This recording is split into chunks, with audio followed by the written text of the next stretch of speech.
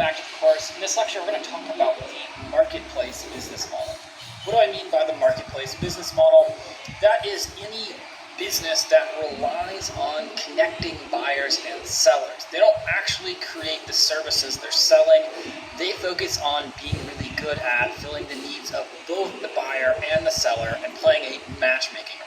Now, there are tons of opportunities for marketplace startups. They're still very, very popular. You see these all over the place. There are large ones, and you also will see marketplace businesses in microcosm. If you go into forums, you'll often find that separate sub-threads have been created as a buy and sell exchange. It's a very simple way of creating a marketplace business. Some of the classic examples of marketplace businesses would be eBay, Etsy. You guys are on Udemy right now. Udemy is a marketplace business. eBay connects you to people who want to sell anything in an auction format. eBay also offers a lot of services around that. They help buyers find customers, help customers find items, but they also help you do things like make your item look better, price it effectively. They even give you things like buyer protection insurance. That's kind of the same case with Etsy and Udemy. Udemy connects people who want to teach something with people who want to learn something, and they provide all of the software, bandwidth, and customer service for that. Kind of similar situation with Etsy. They help people who make small crafts, small side businesses meet people who will buy those things. Now, the key here is that when you look at these companies, you have to ask yourself, what exactly do they do? What they do is simply facilitate the exchange and make it a situation where people can buy and sell with ease. So essentially what they're trying to do is a convenience type innovation, where they're trying to make it easier for both sides. There are a lot of businesses out there that use marketplace dynamics as well as other business models. Amazon's a great example of this. I don't know if you guys have noticed this, but on Amazon, a lot of times when you're buying something, you're not buying it from Amazon, they're just rerouting it from a different company. In that case, what they did is they matched up a seller with you as a buyer.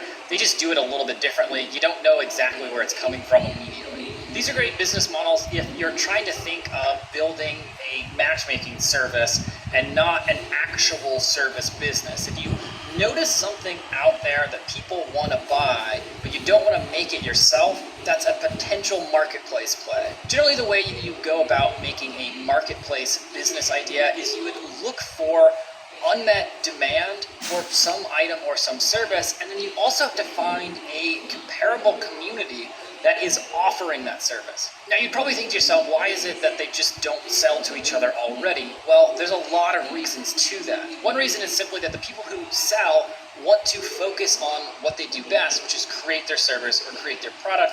They're probably not very good at marketing themselves or finding people to sell to. That's also a big expense for them to take on, especially if it's the case that they don't really know where to find potential buyers. If I'm selling something for $10 and I bought for $7, that means I can only spend $3 trying to find someone to buy it from me.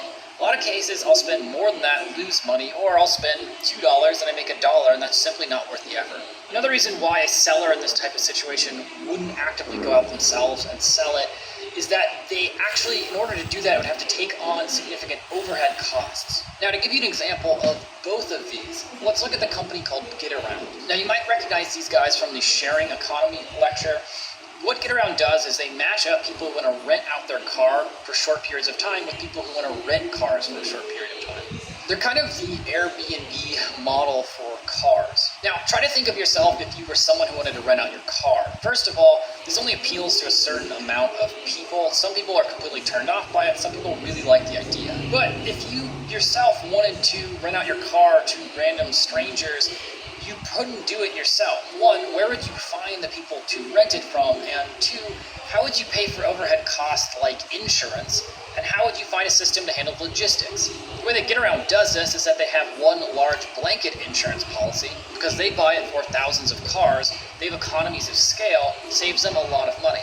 They also have a mobile application that you use to get into the car. They have a whole tracking system, customer support network, so that they make sure that nothing happens with the cars, and if they do, it's all handled.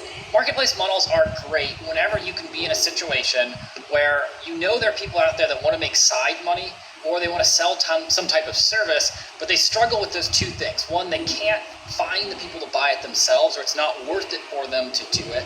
And then two, there's significant overhead costs that they personally would not want to cover. This is a great play if you have a situation where there's an existing company out there, and by making a marketplace that offers or the same product or solves a similar problem, you can actually lower the price. GetAround's still a great example for this. They were targeting Zipcar. What Zipcar is a per hour rental company for cars. What they do though is purchase their cars, you rent from them, and Zipcar charges you a certain amount. Zipcar has gotten very expensive since they went public, and that's partially because they have to own and maintain all of their own cars. GetAround saw an opportunity in that and just connected it to individual people who wanted to rent out their cars. The prices are significantly lower. Now, keep in mind there are obvious downsides to trying to make a business idea around a marketplace play. The biggest one that's worth highlighting is what we call the marketplace conundrum, which basically states that you're trying to build a two-sided community and each side will not join without the other. So you have a chicken and egg situation. Every marketplace startup runs into this problem.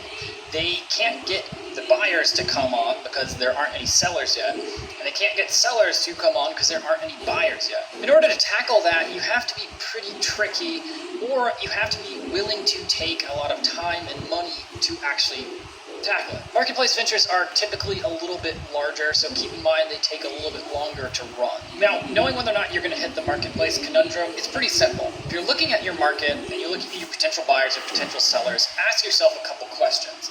Would the buyers come to your marketplace if the sellers were not there? Would the sellers come if the buyers were not there? How many buyers would need to be there for the sellers to come? Do you have a situation where one of the participants in the marketplace is much harder to get and much more valuable? And the last thing is it possible that you, through a manual effort, can actually fake seed one side? What do I mean by fake seed? Well, in order to get buyers to come, you have to have something to sell. So what you could do is potentially create some items yourself, just so it's populated with something. That gives you some traction, gives you a little bit to offer to the buyers so they come, and that starts the cycle. If you're in a situation where both the buyers and sellers have the same level of importance, that's actually much harder. It's much easier to run a marketplace where one side is very important and the other side is not. Often what you can do is entice one side to join the platform. They'll do it because they have nothing to lose, or they're in the weaker position, and then you can use that as a bargaining chip for the more important side. All right, guys, if you have any marketplace ideas you need help thinking them through, post in the group discussion.